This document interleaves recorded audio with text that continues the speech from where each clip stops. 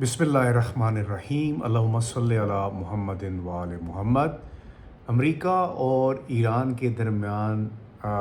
जो मुज़ाकरात डेडलॉक का शिकार थे, उनमें कोई पेशरफ़्त नज़र आ रही है और उम्मीद ये की जा रही है कि आइंदा एक हफ़्ते के अंदर जो मुज़ाकरात हैं वो इस्लामाबाद में दोबारा शुरू होने के इम्कानात जो हैं वो रोशन हो गए हैं। और उसकी बुनियादी वजह क्या है? वजह ये है कि ईरान की तरफ से जो प्रपोज़ल्स बनाए गए थे, फ्रेश प्रपोज़ल्स, मैंने आपको बताया था कि कुछ प्रपोज़ल्स बने थे लेकिन उनके ऊपर फिर अमेरिका को एतराज़ था। फिर पाकिस्तान ने कुछ ताज़ा तरीन जो तजावीज़ हैं वो ईरान से वसूल करने के बाद अमेरिका को इरसाल करती हैं। और इसी हवाले से इसी तनाज़ुर में ख़बरें ये आ रही हैं वाशिंगटन से कि आइंदा आने वाला हफ़्ता जो है उसमें अमेरिका और ईरान के दरमियान जो मुज़ाकरात हैं उनका फ़ाइनल राउंड उसे कह सकते हैं, सेकंड राउंड है, वो एक्सपेक्ट किया जा रहा है। अब ऐसी तजावीज़ क्या थी और किन बातों के ऊपर ज़्यादा फोकस रखा गया है, कुछ चीज़ा चीज़ें मैं आपको बता देता हूँ और बाकी पे इसको एनालाइज़ करते हैं कि किस तरह से ये जो पॉइंट्स हैं उनके हतमी होने का या उनको ये कह लें कि अमेरिका के मान जाने का या दोनों ममालिक के बीच में कोई सेटलमेंट होने का कोई इम्कान बन सकेगा या नहीं, उस हवाले से। और ये जो तजावीज़ हैं उनमें मौक़िफ़ जो सबसे इम्पॉर्टेंट है वो इख्तियार किया गया ईरान की तरफ से कि आर्जी नहीं बल्कि मुस्तकिल अमन मुआहदा होगा। यानी ये सीज़ फायर जो है that will be not temporary seize fire, ये एक मुस्तकिल सीज़ फायर की तरफ दोनों मुल्क जाएंगे। और सबसे इम्पॉर्टेंट, ईरान ने बारहा ये बात पहले भी की है और अब भी वो ये करना चाह रहा है और कर रहा है। और पाकिस्तान जो मीडिएशन का रोल अदा कर रहा है उसको भी ये बात वाज़ेह बताई है कि आइंदा हमला अमेरिका या इसराइल की तरफ से ना किए जाने की ज़मानत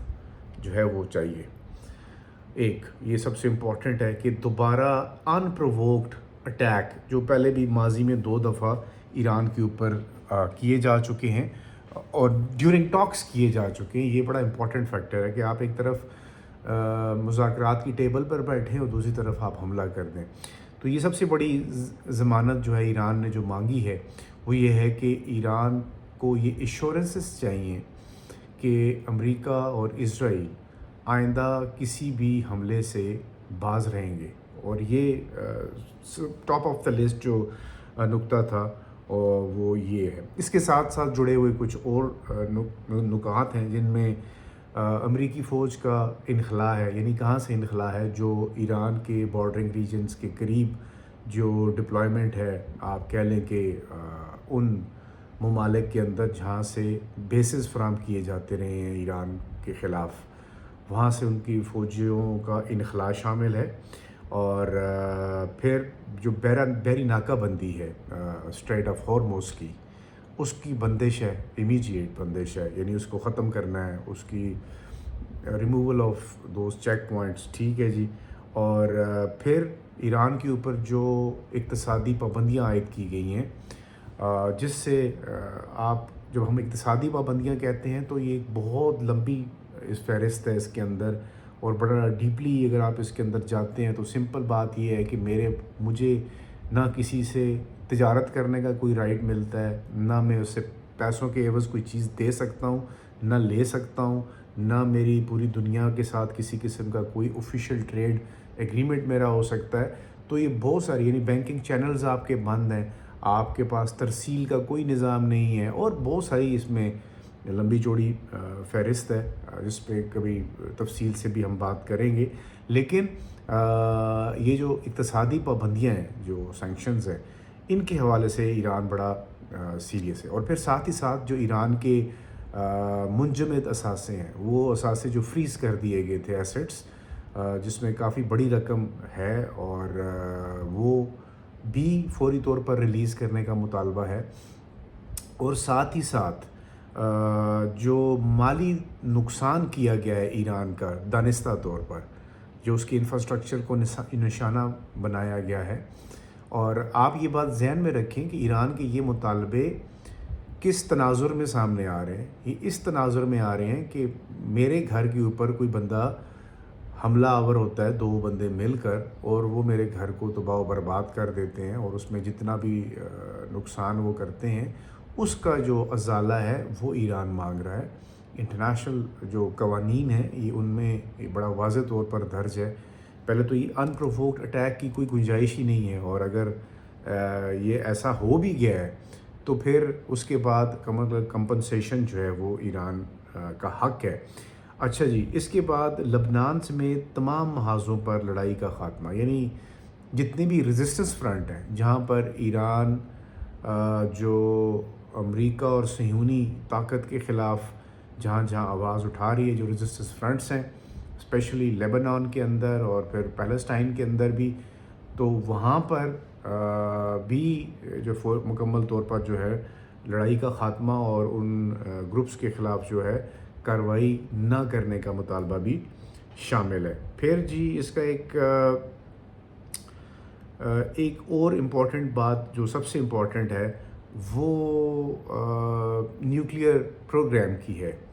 جس میں ڈونلڈ ٹرمپ بار بار کہہ رہے ہیں کہ ایران کو میں نیوکلیئر بم نہیں بنانے دوں گا۔ تو ایران اس کے اوپر بہت واضح طور پر یہ کہہ چکا ہے کہ نیوکلیئر بم نہ تو ہم بنانے جا رہے ہیں اور نہ ہمارا کوئی ارادہ تھا۔ ہاں البتہ اب جس طرح امریکہ نے ایران کے اوپر حملہ کیا اسرائیل کے ساتھ مل کر، اور جس طرح سے سویلین پاپولیشن کو نشانہ بنایا گیا، جس طرح سے انفراسٹرکچر کو نشانہ بنایا گیا، اور پھر ایران کے اندر کھلم کھلا جا کر جارحیت جو ہے لوگوں کے اوپر، عام سویلینز کے اوپر مسلط کی گئی، اس کے بعد ایران اس حوالے سے ضرور اپنی خیالات میں تبدیلی لا سکتا ہے جو مبصرین کی رائے کے مطابق، لیکن ایران بڑا واضح طور پر یہ کہتا آ رہا ہے کہ ہم نے تمام IAEA کی جو ریکوائرمنٹس ہیں اس کو پورا کیا ہے، انٹرنیشنل اٹامک ایجنسی جو ہے اس کے مطابق، اور کسی قسم کی کوئی وائلیشن نہیں کی گئی، اور اس سے پہلے بھی ہم نے امریکہ کو اس حوالے سے اعتماد میں بھی لیا تھا، اور لیکن وہ پھر معاہدہ ڈونلڈ ٹرمپ صاحب نے وہ پھاڑ دیا اور اس کے اوپر جو ہے وہ عمل درآمد نہ کیا۔ اب ان تمام جو پوائنٹس ہیں، جو نکات میں نے آپ کے سامنے رکھے ہیں، ان میں سوال یہ پیدا ہوتا ہے کہ امریکہ کیا یہ نکات ماننے کے لیے تیار ہوگا؟ یقیناً امریکہ کے پاس اب اور کوئی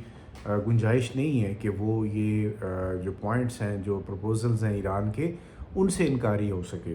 البتہ اس وقت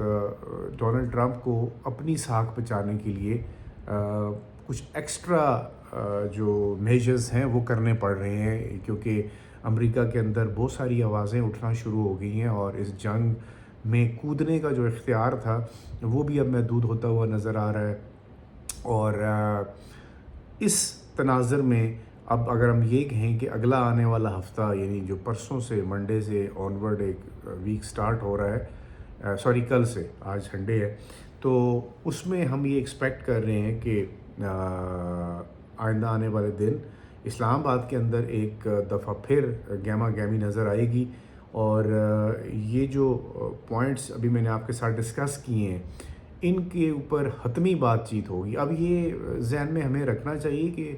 چونکہ راؤنڈز آف ٹاک سے پہلے جو پاکستان کی طرف سے کوششیں ہوئیں، اور جو ایران کے وزیر خارجہ آئے اور پھر وہ گئے، پھر آئے، پھر گئے، پھر ماسکو گئے، پھر وہ عمان چلے گئے، اور عمان سے واپسی پہ پھر ہمارے پاس آئے، تو مطلب یہ ہے کہنے کا کہ اس سارے عرصے کے دوران کافی ساری نیگوشیشنز جو ہیں وہ کمپلیٹ ہو چکی ہیں۔ اب مجھے لگتا ہی ہے کہ جو بھی ٹاکس ہوں گی وہ بہت دیر تک نہیں چلنے کا امکان، اس کی وجہ یہ ہے کہ چیزیں آلریڈی سیٹلڈ ہیں،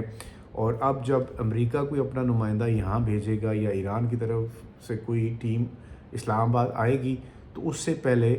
بہت ساری چیزیں آن ٹیبل تیار ہوں گی، ایگریڈ ہوں گی، اور صرف سگنیچرز ہوں گے۔